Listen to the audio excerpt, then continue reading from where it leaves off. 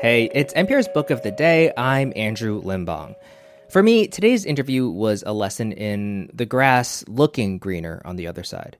By which I mean, I grew up in a pretty sheltered household where nobody dared talk about sex. The topic was completely avoided until a quick and awkward conversation the day my parents dropped me off at college.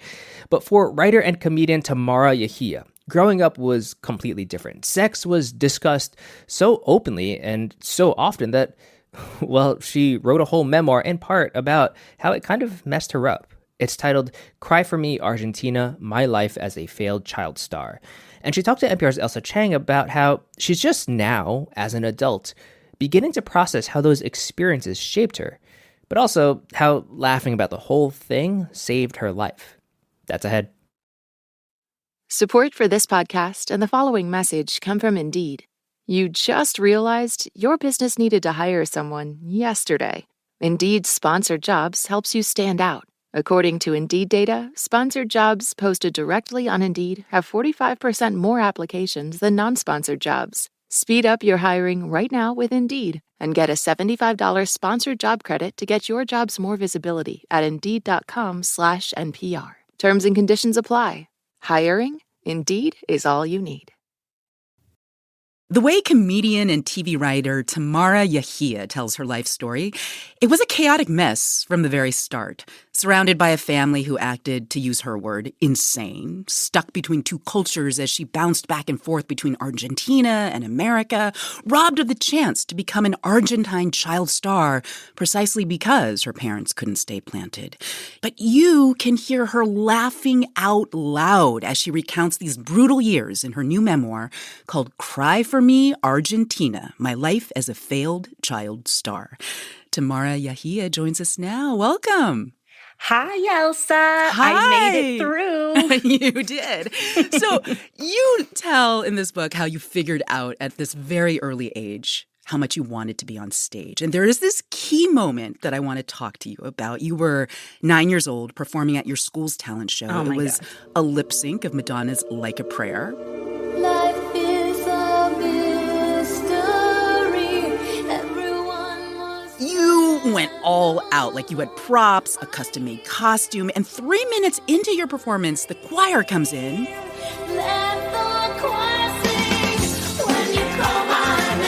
And I will let you take it from here. At that point, I stood center stage, grabbed the collar of my American flag shirt, and ripped it off just like strippers do in the movies, via a series of Velcro strips that Babala had sewn onto the sides for me. The shirt tore off perfectly, like I had rehearsed it. And then I stood there under that spotlight, a 9-year-old wearing nothing but a garter belt, beige underwear that made me appear to be nude, and a tiny lace bralette, gazing out at an audience that looked like a truck was about to run them over. And I was the happiest I'd ever been in my life. Oh, what I would give to see the expression on all those adults' faces. Yes, and to mention, it was a Hebrew school. Oh, I love it. I love it. Okay, so tell us why this was such a crucial moment to you. You know, it was one of the loneliest times of my life. We had moved back from the United States to Argentina. I had no friends. I had no confidence. And I discovered Madonna on TV. I remember her La Isla Bonita music video coming on, and she sang in English and in Spanish, which was like a bridge between the two cultures. And I wanted to be Madonna. Because you too were bridging two cultures. I was. And so I felt seen for the first time. And I think as this talent show came up, it was my chance to show the kids that I was cool. And what best thing to do than Madonna? Now, I shouldn't have picked Like a Prayer for this Hebrew school performance. No, you should have. Yes. Well, you know, I'm thinking back to that little girl who was performing Madonna on that stage in front of her Hebrew school community. And as I was reading this book, I was already formulating questions in my mind that I wanted to ask you. And I was trying to decide how to word those questions because, Tamara, there is so much about sex in this book. And obviously, this being NPR, I have to proceed in such a way to thread the needle. But can you talk in the most NPR-friendly way possible about the sexual openness in your family? You know, it's crazy, right?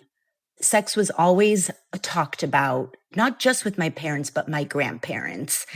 I write about how our family outings were to drive to the red light district in Buenos Aires to see the sex workers, which is crazy. Right. It was a family excursion. It was a family excursion with my grandfather on chemotherapy, like dying in the front seat. I mean, I talk about this in therapy a lot because obviously it's completely unhealthy, but it was what it was. So I was being bombarded by sex at a very early age. Sexualized images. I mean, did it make you feel that you should be sexualized? Oh, totally. To me, it was the norm.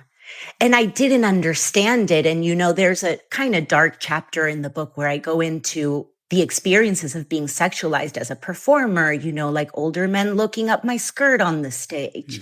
And you know what's crazy? I'm just now as an adult starting to process it because for so many years I accepted it and I just didn't think about it. Well, and also you strove to seek the gaze of men.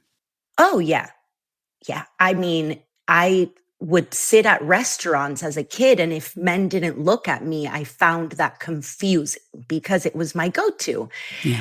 That's why the book is, as much as it is funny, it is very sad. But I think it's worth writing down and talking to people about because I think so many people may have gone through similar things. Maybe not the exact situation, but you know. May I ask, though, you are really funny in this book about some very painful, messed up things that happened to you. Is it harder then to talk about your past without wielding humor as a tool? Probably. I never thought about that. But I think it must be a defense mechanism in a way, but also it's what's kept me alive and allowed me to thrive.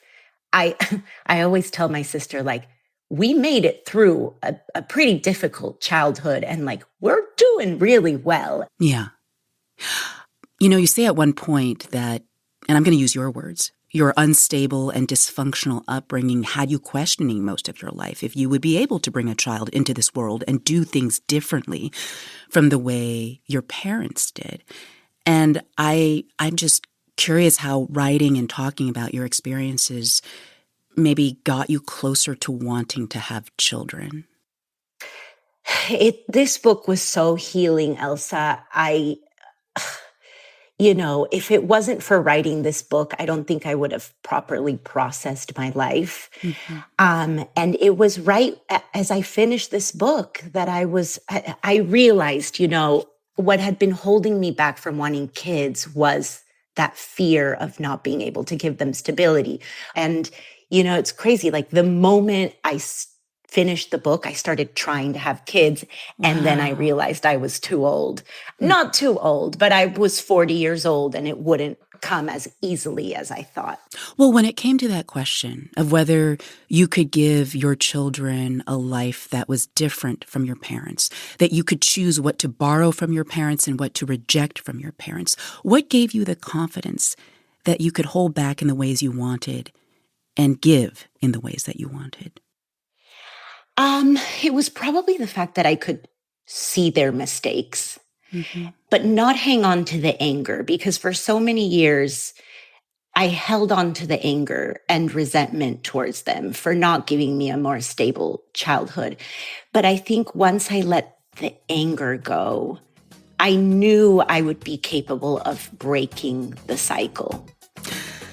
Tamara Yajia's new book is called Cry for Me, Argentina. Thank you so much for this conversation.